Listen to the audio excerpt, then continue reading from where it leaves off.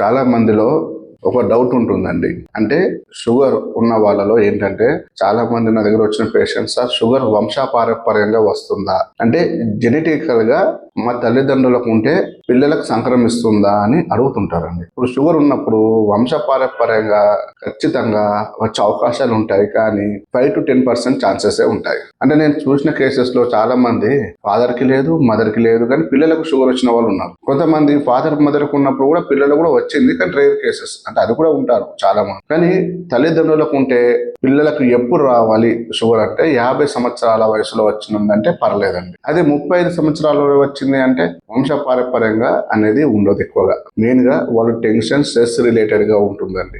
అంటే ఏదన్నా ఎక్కువ చిన్నప్పటి నుంచి కానీ మధ్యలో కానీ జాబ్ పర్పస్ వాళ్ళకి ఏమైనా టెన్షన్స్ ఉన్నా, లేకపోతే చిన్న పిల్లల్లో కూడా షుగర్ వస్తుంది, వాళ్ళకి ఎక్కువ స్టడీస్ మీద టెన్షన్స్ ఉన్నా, స్ట్రెస్ లెవెల్స్ ఉన్నా, అలాంటి వాళ్ళకు కూడా షుగర్ వచ్చే అవకాశాలు ఉంటాయండి. కాబట్టి వంశపారంపర్యంగా అనేది చాలా తక్కువ పర్సంటేజ్లో ఉంటుంది.